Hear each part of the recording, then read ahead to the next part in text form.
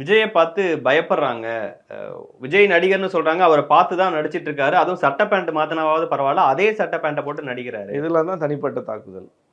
இதுல என்ன அரசியல் விமர்சனம் இருக்கு? அப்படி பார்த்தா ஜெகன்மோகன் ரெட்டி தான் அந்த காக்கி பேண்ட்டையும், வெள்ளை சட்டையும் போட்டுட்டு சுத்துனவரு. அத பார்த்தா விஜய் போட்டாருன்னு சொல்லலாமா? ம். விஜய பார்த்து இந்த பேண்ட் சட்டைய சிஎம் போட்டாருன்னா, விஜய்க்கு முன்னாடி அந்த கலர் பேண்ட்டும், அந்த கலர் சட்டையும் போட்டது யாரு?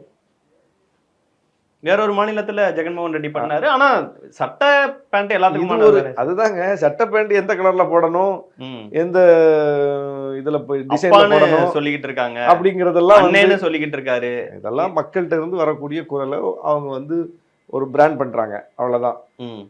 மக்கள் வந்து பிள்ளைங்க சொல்லுது ஒரு இடத்துல போகும்போது சிஎம் போகும்போது அந்த ஸ்கீமால பயன் பெற்ற பிள்ளைங்க எங்க அப்பா இருந்தா என்ன செய்வீங்களோ அதை நீங்க செஞ்சிருக்கீங்க, ஒரு தந்தையார் ஸ்தானத்துல இருந்து இந்த மாதிரியான விஷயங்களை எங்களுக்கு செஞ்சு கொடுக்கீங்கன்னு சொல்லும்போது எப்பவுமே பாலிடிக்ஸ்ல இந்த மாதிரியான விஷயங்கள் வந்து ஹைலைட் ஆயிடும். ம்.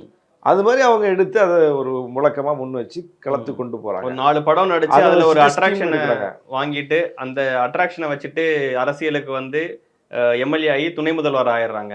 அதாங்க இது முழுக்க முழுக்க தனிப்பட்ட விரோதத்தின் அடிப்படையில் வரக்கூடிய விஷயமா தான் இருக்கே தவிர அதில் ஒன்றும் பொலிட்டிக்கலாக நம்ம வச்சு அதை அடுத்த ஆய்வு பண்ணி பேசுகிற அளவுக்கு ஒன்றும் இல்லை.